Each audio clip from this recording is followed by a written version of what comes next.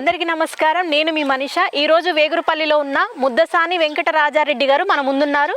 నమస్తే సార్. నమస్తే. అలాగే పోచంపల్లి శ్రీనివాస్ గారు కూడా ఇక్కడ ఉన్నారండి. నమస్తే సార్. నమస్తే మేడం. సార్, మీరు ఇప్పుడు సర్పంచ్ అభ్యర్థిగా నిలబడబోతున్నారు కదా, ఏ పార్టీ నుంచి మీరు పోటీ చేయాలనుకుంటున్నారు? అలాగే మీరు చూస్తే ఇంత యువకుల్లో ఉన్నారు కదా, మీకు ఎవరైనా సపోర్ట్ చేస్తున్నారా? మీ బ్యాక్ బోన్ సపోర్ట్ ఎవరు సార్? నమస్తే మేడం. నేను బీజేపీ పార్టీ అభ్యర్థిగా వేగురుపల్లి గ్రామ సర్పంచ్ అభ్యర్థిగా పోటీ చేస్తున్నాను. నాకు బ్యాక్ బోన్గా అంటే ముఖ్యంగా ముద్దసాని వెంకటరాజారెడ్డి గారు అని మా వేగురుపల్లి వాస్తవ్యులు. ఓకే. వారు ప్రోద్బలంతో ముందుకెళ్తూ ఉన్నాను. అలాగే మా పార్టీ నాయకులు, మా గ్రామంలో ఉన్న కార్యకర్తలు, బూత్ అధ్యక్షుల ప్రోద్బలం కూడా మాకుంది. వారిను ప్రజల మీద విశ్వాసంతో ముందుకెళ్తూ ఉన్నాం మేడం. నేను విన్నదాన్ని బట్టి ప్రజలలో మీ పేరు వినిపిస్తుంది. మరి మీరు ఇప్పుడు శ్రీనివాస్ సార్కి సపోర్ట్ చేస్తున్నారు, దానికి గల కారణాలు ఏంటి సార్? కారణాలు అంటే పెద్దగా ఏం లేవు మేడం. మనకు ఒక టెంపుల్ నిర్మాణం కావాలి, గ్రామ అభివృద్ధి కావాలనేది మా లక్ష్యం. మొదటికెళ్ళి కూడా మా ఆలోచన విధానం. ఓకే. అయితే అక్కడ ఇనార్మస్ చేస్తే ఒక గుడి నిర్మాణం చేస్తామని, అలాగే ఎంపీ గారు బండి సంజయ్ గారు కూడా కొన్ని నిధులు ఇస్తామని అనడం వలన మేము పోయినాం. గ్రామ పెద్దలందరూ జమ చేయడం జరిగింది. అందరు వచ్చిండ్రు. ఒక వర్గం ఒప్పుకున్నారు, ఇంకొక వర్గం ఒప్పుకోలే. ఇనానిమస్ మేము చేయము, మేము ఎలక్షన్కి వెళ్ళిపోతాం అన్నారు. రాజ్యాంగ పరంగా కూడా ఎవరైనా ఎలక్షన్కి వెళ్ళిపోవచ్చు కాబట్టి మేము కూడా అక్కడ ఏమనలేదు. కాముగా మేము వెళ్ళొచ్చిన తర్వాత అందరు గ్రామ ప్రజలు నన్ను ఉండాలి, మిమ్మల్ని గెలిపిస్తామని అన్నారు. అంటే నేనేమనుకున్నా అంటే పార్టీ పెద్దలతో సంప్రదించడం జరిగింది. ఇక్కడ గ్రామ పెద్దలు, యువకులతో అందరితో మాట్లాడినాం. పోచంపల్లి శ్రీనివాస్ కన్నా ఇంకో ఏజ్లో ఒక ఇద్దరు ముగ్గురు నడడం జరిగింది. వాళ్ళు మేము ఉండం మాతో కాదన్నారు. కాదన్న తర్వాత జిల్లా బాడీ నుంచి మన పార్టీ తరఫున ఖచ్చితంగా ఒక అభ్యర్థి ఉండాలనేది పార్టీ ఆదేశం. ఓకే. దానివల్ల నేనేం చేశానంటే నాకన్నా ఒక యువకుని ముందు పెడదాం అని పోచంపల్లి శ్రీనివాసును ఎన్నుకోవడం జరిగింది. దానికి సంబంధించి పార్టీ కార్యకర్తలు కొండయ్య, ఈ అశోక్, ఇట్లాంటి మా విజయ్ అనే కొందరు కార్యకర్తలు ఉన్నారు. మాకు 10 మంది దగ్గర కార్యకర్తలు, అంటే అనుక్షణం బీజేపీకి వర్క్ చేసేవాళ్ళు. దాంతో మేము పోచంపల్లి శ్రీనివాసును ఏకగ్రీవంగా ఎన్నుకోవడం జరిగింది అభ్యర్థిగా. దాంతో ప్రచారం కూడా సాగించడం జరిగింది. ఓకే. ఒకవేళ మీరు గెలిస్తే ప్రజలకు ఇచ్చే హామీలు ఏంటివి?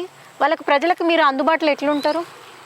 నన్ను పెద్ద మనసుతో ఆశీర్వదించి గెలిపిస్తే నేను గ్రామ అభివృద్ధి అంటే గ్రామంలో గల వివిధ సమస్యల గురించి మేము ఒక ప్రొఫార్మా తయారు చేసుకోవడం జరిగింది మేడం. ఆ విధంగానే గ్రామ అభివృద్ధి లక్ష్యంగా గ్రామంలో ఏదైతే అవసరం ఉందో దానికోసం ఆహారనిశలు కృషి చేస్తాం మేడం. అందుబాటులో అంటే మేడం నేను ఇక్కడే ఉంటాను, మాది ఇదే గ్రామం, నేను ఇక్కడే ఉంటాను, 24 గంటలు అందుబాటులో ఉంటాను. నేను ఒక షాప్ నడిపించుకుంటూ ఉంటాను, కిరాణా షాపు. అలాగే నాకు ఆటో డ్రైవింగ్ కూడా ఫస్ట్ నుండి వెళ్ళి వృత్తి అదే మేడం. ఆటో డ్రైవింగ్ చేస్తూ ప్రజలకు అందుబాటులో ఉంటాను. నిత్యం గ్రామంలోనే తిరుగుతూ ఉంటాను మేడం. నేను బయటకు వెళ్ళి నివసించే వ్యక్తిని కూడా కాదు. మీరు బీజేపీ నుండి సర్పంచ్ అభ్యర్థిగా పోటీ చేస్తున్నారు కదా, ఒకవేళ మీరు గెలిస్తే మీరు ప్రజలకు ఇచ్చే హామీలు ఏంటివి? మీరు ప్రజలకు ఏ విధంగా అందుబాటులో ఉంటారు? నేను వేగురుపల్లి గ్రామ ప్రజలకు ఏ విధంగా అందుబాటులో ఉంటానంటే మేడం, గ్రామ ప్రజలు నిండు మనసుతో నన్ను ఆశీర్వదించి అందరూ ఐక్యతతో ఓట్లేసి గెలిపిస్తే నేను 24 అవర్స్ ఈ గ్రామంలోనే నివసిస్తూ ఉంటాను మేడం. మాది కిరాణా షాప్ ఉంది మేడం. మా మిస్సెస్ కూడా స్టిచ్చింగ్ మిషన్ అని కిరాణా షాప్ నడిపిస్తూ ఉంటారు. నేను ఆటో డ్రైవింగ్ గత 15 సంవత్సరాల నుంచి ఆటో డ్రైవింగ్ చేసుకుంటూ విలేజ్లోనూ కరీంనగర్కు విలేజ్కి నడుపుకుంటాను మేడం. విలేజ్లో 24 అవర్స్ అందుబాటులో ఉంటూ విలేజ్లో ప్రతి క్షణం విలేజ్ కూడా రోజుకొకసారైనా నేను నార్మల్గా కూడా విలేజ్లో తిరుగుతూ ఉంటాను. కాబట్టి ఇప్పుడు గ్రామ సర్పంచ్గా గెలిపిస్తే 24 గంటలు కూడా గ్రామ సమస్యల గురించి ఏ వార్డులో ఏ సమస్య ఉంది, ఈ వార్డులో ఈ సమస్య ఉంది, మంచినీటి సమస్య ఉంది, మంచినీటి సమస్య ఉంటే అక్కడ బోర్వెల్ వేయడం కానీ, ఇదివరకు కూడా బోర్వెల్ వేయడం జరిగింది మేడం. మేము మా ఆధ్వర్యంలో, మా పార్టీ ఆధ్వర్యంలో ఒక సీసీ రోడ్డు నిర్మాణం, 2 సీసీ రోడ్ల నిర్మాణాలు కానీ, మాకు చిరుతల రామాయణం వేస్తే మాకు ఎంపీ గారి ద్వారా ఒక 20,000 చిరుతల రామాయణాన్ని కూడా డొనేట్ చేయడం జరిగింది ఎంపీ గారి ద్వారా. ఆ విధంగా సహాయ సహకారాలు. కరోనా సిచ్యువేషన్లో కూడా మేము మాకు తగ్గట్టుగా మా కార్యకర్తలు మేమందరం కూడా ఒక 15 కుటుంబాలకు 18 కుటుంబాలకు మాకు తోచిన సహాయ సహకారాలు అందించడం జరిగింది. మాకు ఇంతవరకు కూడా ఎలాంటి మా పార్టీ అభ్యర్థులు ఒక వార్డు మెంబర్ కానీ ఒక ఉప సర్పంచ్ కానీ ఎలాంటి ఇది కూడా పదవులు చేపట్టలేదు. అయినా కూడా విలేజ్లో కొంత సేవా కార్యక్రమాలు మేము చేపట్టడం జరిగింది. కార్యకర్తల సహాయంతో, మా పార్టీ సహాయంతో కావచ్చు, మాకున్న పెద్దలు వెంకటరాజరెడ్డి గారి ప్రోద్బలంతో కావచ్చు సేవా కార్యక్రమాలను చేయడం జరిగింది. మమ్మల్ని గెలిపిస్తే ఇతరులు ఇంతకు ముందు ఉన్న నాయకుల కంటే అభివృద్ధి ఎక్కువ చేసి చూపిస్తామని చెప్పి మేము ప్రజలకు హామీ ఇవ్వడం జరిగింది మేడం. జరుగుతూ ఉంది. అదే దిశగా ముందుకు వెళ్తూ ఉంటాం. ఇప్పుడు సపోజ్ ఒక వార్డులో ఈ సమస్య వచ్చింది, డ్రైనేజీ కావచ్చు, సీసీ రోడ్ సమస్య కావచ్చు, ఆ ఏరియాలో ఏమన్నా పని అవసరం ఉందని గ్రామ ప్రజలు కోరితే 100% తీర్చడానికి మేము ముందుకే అదే దిశగా కృషి చేస్తూ ఉంటాం. మా ఊళ్ళో ప్రధాన సమస్య ఏంటంటే మేడం, మాకు హనుమాన్ టెంపుల్ అనేది ఇదివరకు శిథిలావస్థ ఉన్న టెంపుల్ శిథిలావస్థలో ఉన్నది. దానికి ఇంతకుముందు నాయకులు కూడా చేస్తాము అని చెప్పి చెప్పడం జరిగింది తప్ప చేయలేదు. కాబట్టి ఇప్పుడు అదే అభివృద్ధికి, ఆ హనుమాన్ టెంపుల్ నిర్మాణానికి మా వంతు కృషి మాకు పార్టీ నుండి కానీ మా బండి సంజయ్ గారి ద్వారా కానీ కొంత మా పార్టీ ద్వారా ఇప్పించగలుగుతాం. దానికి గ్రామంలోని ప్రజలందరి సహాయ సహకారాలు కానీ పెద్దల సహాయ సహకారాలు కానీ తీసుకొని ఆ హనుమాన్ టెంపుల్ నిర్మాణానికి నా వంతు కృషిగా కంపల్సరీగా ఆ హనుమాన్ టెంపుల్ నిర్మాణానికై పాటుపడదామని చెప్పి ఆలోచన ఉంది మేడం. అదే దిశగా వెళ్తా ఉన్నాం. ఓకే, మీ వేగురుపల్లిలో హనుమాన్ టెంపుల్ కొరత అనేది ఉంది అన్నారు. అదే విధంగా ఇంతకు ముందు మహిళా సంఘాలు కానీ కుల సంఘాలు కానీ ఏమైనా ఉన్నాయా? ఒకవేళ మీరు గెలిస్తే వాటిని నిర్మించే ఉద్దేశం ఏమైనా ఉన్నదా? ఓకే మేడం, మా కుల సంఘ భవనాలు ఉన్నవి. ఆ కుల సంఘ భవనాలు ఉన్నప్పటికీ కూడా ఒకటి యాదవ సంఘం ఉంది మేడం. వాటికి కూడా మేము ఏంటంటే యాదవ సంఘానికి కమ్యూనిటీకి ఏంటంటే భవనం నిర్మాణం అయి ఉన్నది. ఆ భవనానికి కాంపౌండ్ వాల్ అనేది లేదు. కాంపౌండ్ వాల్ నిర్మాణం కూడా చేపట్టే దిశగా చర్య తీసుకోవడం జరుగుతూ ఉంటుంది. అలాగే వారికి విద్యుత్ స్తంభాల లైన్ కూడా లేదు. వాటికి కూడా వేపిస్తామని చెప్తా ఉన్నాం. అలాగే ముదిరాజ్ సంఘానికి కూడా భవనం ఉంది ఆల్రెడీ, కానీ ముదిరాజ్ వాళ్ళ కమ్యూనిటీలో పెద్దమ్మ టెంపుల్ అనేది నిర్మాణం చేసిండ్రు. వారికి మేము గెలిస్తే ముదిరాజ్ సంఘానికి పెద్దమ్మ టెంపుల్కి కాంపౌండ్ వాల్ మరియు బోరు రెండు వేయిస్తామని చెప్పి చెప్పడం జరుగుతూ ఉంది. చేపిస్తాం కూడా. అది మాతోటి అయ్యే పని కూడా. ఎందుకంటే మాకు ఎంపీ ద్వారా ఫండింగ్ ఉంటుంది. ఈజీఎస్ నిధులు కానివ్వండి, అట్లాంటివి కానివ్వండి మాకు ఉంటాయి. కాబట్టి మేము ఆ పనులు చేపిస్తాము. అలాగే మీరు మహిళా సంఘ భవనం అన్నారు మేడం. మహిళా సంఘ భవన నిర్మాణం అనేది మాకు ఇదివరకు లేదు మా ఊరిలో. మహిళా సంఘ భవనానికి నిర్మాణానికి నిధులు తీసుకొచ్చే బాధ్యత మా మీద ఉంది. మహిళా సంఘ భవన నిర్మాణం చేపడతాము. మేము గెలిచిన మొట్టమొదటి పని కూడా మహిళా సంఘ భవన నిర్మాణమే. అంటే దేవాలయంతో పాటు ఇది కూడా చేస్తాము. ఇంతకుముందు చెప్పినట్టుగా దేవాలయం నిర్మాణం చేస్తాము. తర్వాత మహిళా సంఘ భవన నిర్మాణము నన్ను ప్రజలు నిండు మనసుతో ఆశీర్వదించి గెలిపిస్తే ఎంతో కొంత స్థలం కూడా ఎక్కడో ఒక చోట స్థలం ఏర్పాటు చేసి కూడా మేము ఆ మహిళా సంఘ భవన నిర్మాణానికి కృషి చేస్తాం. మహిళా సంఘ భవన నిర్మాణం చేపించి చూపెడతాం మేడం. ఓకే సార్, జనరల్ రిజర్వేషన్లో ఓసీ అభ్యర్థిని కాకుండా పీసీ అభ్యర్థిని నిలబెట్టడానికి కారణం ఏంటి సార్? కారణం అంటే ఇప్పుడు మనకు కులాలు వర్గాలు ఆ పేద ధనిక అనే భేదం నాకు లేదమ్మా. నాకు అలాంటి చిన్నప్పటికెళ్ళి కూడా ఎస్సీలు బీసీలతోనే నేను ఎక్కువ తిరిగినాను. నా కరీంనగర్లో కూడా ఎక్కువ ఎస్సీలే స్నేహితులు. అట్లా ఆ అనుబంధంతో కూడా నాకు ఆ కుల ఫీలింగ్ లేదు. రెండోది ఏంటంటే ఇలా ఓసీలా కూడా సరైన అభ్యర్థులు ఒక 2-3 అడగడం జరిగింది. వాళ్ళు కూడా ముందుకు రాలేదు. ముందుకు రానప్పుడు ఒక ఎస్సీ క్యాండిడేట్ని కూడా మా పార్టీ తరఫున పెడదాం అనుకున్నాం. కనుకుంట్ల కొండయ్యను. ఆ కొండయ్య కూడా ముందుకు రాలేదు. అప్పుడు బీసీ అభ్యర్థి కావాలి ఉన్నారంటే యువకుడు బాగా అందుబాటులో ఉంటాడు. షాపు ఆటో అర్ధరాత్రి అయినా ఫోన్ చేస్తే ప్రజల దగ్గరికి అందుబాటులో వచ్చే వ్యక్తి ఎవరంటే పోచంపల్లి శ్రీనివాస్ అయితేనే బాగుంటుందని నిర్ణయించుకొని బీసీ అయినా పర్వాలేదని ఆ అభ్యర్థిని నిర్ణయించుకోవడం జరిగింది. ఓకే సార్, మీ వేగురుపల్లి గ్రామంలో ఓన్లీ బ్రిడ్జ్ మాత్రమే కనిపిస్తుంది. రోడ్డు నిర్మాణం ఏం లేదు. ఒకవేళ మీరు గెలిస్తే మీరు రోడ్డు నిర్మాణానికి ఏమైనా సహకరిస్తారా? అవును మేడం, మేము తప్పకుండా చేస్తాం. మమ్మల్ని ప్రజలు గెలిపిస్తే మేము ఏ విధంగా చేస్తామంటే, ఇక్కడ నుండి మీరు అడిగింది కూడా కరెక్టే మేడం. మా బ్రిడ్జ్ నిర్మాణం అయ్యి గత 8 సంవత్సరాలు పూర్తవుతుంది.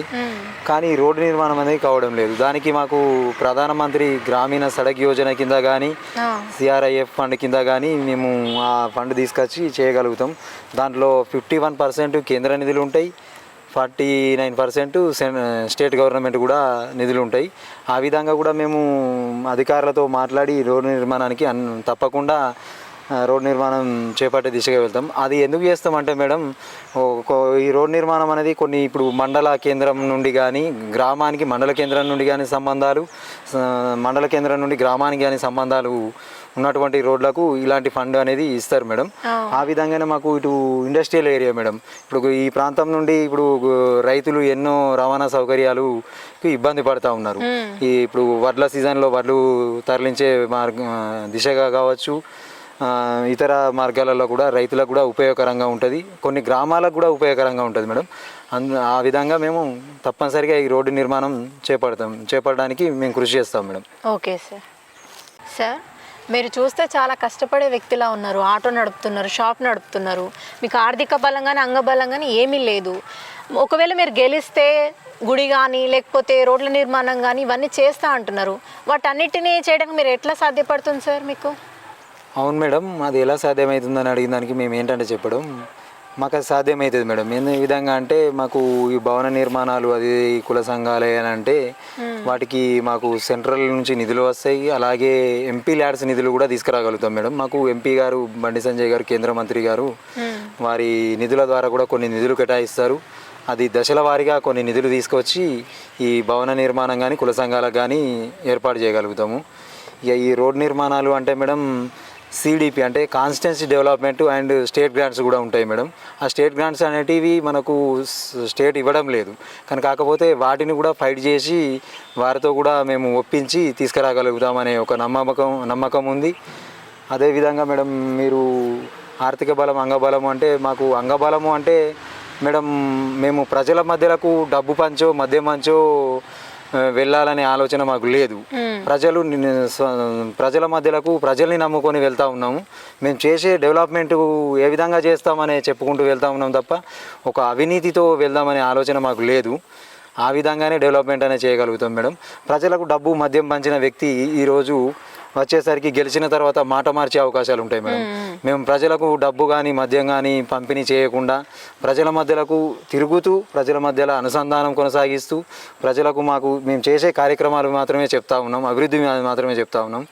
ఒక 20 లక్షలు 10 లక్షలు 15 లక్షలు ఖర్చు పెట్టైనా గెలుద్దామనే వ్యక్తులం కాదు కనుక ప్రజలకు డబ్బు ఇవ్వడం ద్వారా ఏమవుతుంది అంటే డెవలప్మెంట్ అని ఆగిపోతుంది. మేము ఈ ఎన్నికలలో డబ్బు ప్రవాహం కానీ మద్యం ప్రవాహం కానీ చూపించకుండా ప్రజలు మమ్మల్ని ఎన్నుకుంటే ఈ పనులన్నీ చేయగలుగుతామనే ఒక నమ్మకం అయితే ఉంది మేడం. ఈరోజు ఏంటంటే మేడం ఇప్పుడు ఒక వ్యవస్థ ఉంది మేడం. ఇప్పుడు ఒక నారు పోస్తాడు ఒక రైతు నారు పోస్తే అంటే ఒక నారు పోసిన రైతు ఏం చేస్తాడు అంటే పెట్టుబడి పెడతాడు. పెట్టుబడి ఒక ఎకరానికి ₹1,00,000 తీసుకోవాలన్నప్పుడు ఒక 50,000 ₹1,00,000 అట్లా ఒక 50,000 పెట్టుబడి పెడతాడు మేడం. ఆ విధంగా ₹1,00,000 తను తీసుకోగలుగుతారు. కానీ మేము ఆ విధంగా కాదు కదా మేడం. కొంతమంది ఏం చేస్తారు కదా అంటే ఈరోజు గెలవడం కోసం డబ్బు మద్యం పంచి గెలుస్తూ ఉంటారు, రేపు పొద్దున ముఖం చాటేస్తారు. కానీ మేము ఆ విధంగా వెళ్ళడం లేదు మేడం. ప్రజలను నమ్ముకొని ముందుకెళ్తా ఉన్నాం కాబట్టి ఈ పనులన్నీ చేసి చూపిస్తామని చెప్పి ప్రజలకు మేము విజ్ఞప్తి చేస్తా ఉన్నాం. ఓకే ఓకే సార్, మీ పార్టీ తరపు నుంచి శ్రీనివాస్ సార్ ఒకవేళ గెలిస్తే యువతకు మీరు ఇచ్చే హామీలు ఏంటిది, వాళ్ళకి ఏ విధంగా మీరు అందుబాటులో ఉంటారు సార్? యువకులకు ఎల్లవేళలా సపోర్ట్ చేస్తాను ఏ విషయంలో అయినా కానీ. అందుకే ఇప్పుడు శ్రీనివాస్ కూడా యువకుడే కాబట్టి సదుద్దేశంతోనే మనం ముందుకు రావడం జరిగింది, వాళ్ళకు సపోర్ట్ చేయడం జరిగింది. నేను కూడా సహజంగా క్రికెటర్ని. వాళ్ళు కోరేది ఉంటే క్రీడా ప్రాంగణం ఏదైతే ఉన్నదో దాన్ని మంచిగా చేసి చుట్టూ ప్రహారీ గోడ కూడా పెట్టియాలనే సంకల్పం నాకున్నది. పార్టీ కానీ ప్రభుత్వం కానీ సహకరిస్తే దానికి నేను ముందుండి నడవడం జరుగుతుంది తప్పకుండా. అలాగే స్టడీ ఎవరన్నా గరీబు పిల్లలు ఉంటే కూడా వాళ్ళ స్టడీకి నేను సహకారం తప్పకుండా చేయగలుగుతా. చివరగా మీరు ప్రజలకు ఏమైనా చెప్పాలనుకుంటున్నారా? తప్పకుండా మేడం. ప్రశ్నించే అలవాటును నేర్చుకోవాలి. ఎవరు తప్పు చేసినా కానీ వాడిని తిట్టడమో కొట్టడం కాకుండా తప్పు చేస్తే వాడు ఎంత పెద్దోడన్నా కానీ వాడు ఎవడన్నా కానీ ప్రశ్నించగలగాలి. యువత, వృద్ధులు, మహిళలు అని తేడా లేకుండా ఎవరైనా ప్రశ్నించాలి. తప్పే, అది ఎవరన్నా చేయని ఆ తప్పును ప్రశ్నించే అధికారం, బలము, ధైర్యం తెచ్చుకున్నప్పుడు మన గ్రామం అభివృద్ధి జరుగుతుంది. దాని కొరకు నేను ఎల్లవేళలా మీ వెంట ఉంటాను. యువకుడైన పోచంపల్లి శ్రీనివాస్ని గెలిపించాలి. మోడీ గారి ధైర్య సాహసాలు ఇలా దేశాన్ని కాపాడుతాడంటే మోడీ గారు కనుక దేశ ప్రధానిగా లేకపోయేది ఉంటే మొన్నటి జరిగిన విపత్తులో మన దేశం ఏ స్థాయిలో దిగజారిపోను అది అందరికీ తెలుసు, చదువుకున్న యువకులకు తెలుసు. అలాగే మాకు బండి సంజయ్ గారి పూర్తి సహకారం ఉన్నది. ఎక్కడ మేము తగ్గేది లేదు, ఎవరికి తల వంచేది లేదు, ఒకరి దగ్గర చేయి సాసేది లేదు. అందుకే ప్రజలు దయచేసి యువకుడైన పోచంపల్లి శ్రీనివాసుని గెలిపించాలని మనస్ఫూర్తిగా నమస్కరిస్తున్నాను. సార్ మీరేమైనా చెప్పాలనుకుంటున్నారా? ఓకే మేడం, చెప్దాం అనుకుంటాను. గ్రామ ప్రజలు మాకు పెద్ద మనసు చేసుకొని గ్రామంలోని యువకులు ప్లస్ మేధావులు పార్టీలకు అతీతంగా కూడా, ఓన్లీ పార్టీ బేసిక్ కాకుండా పార్టీలకు అతీతంగా కూడా గ్రామాభివృద్ధికి ఎవరైతే పాటుపడతారో అనేది మీకైతే ఒక ఆలోచన విధానం ఉందని చెప్పి నేను అనుకుంటా ఉన్నాను. అదే ఆలోచన విధానం కొద్దీ ఇదివరకు ఉన్న నాయకులకు కానీ మనకు కానీ ఒక తేడా అనేది కనబడుతుందా అనే ఒక మార్పు కోసం కూడా నేను ముందుకు రావడం జరిగింది. నేను ఖచ్చితంగా గ్రామానికి ఒక నాయకుడిగా కాదు, ఒక సేవకుడిగా పనిచేస్తానని చెప్పి గ్రామ ప్రజలకు విజ్ఞప్తి చేస్తూ ఉన్నాను.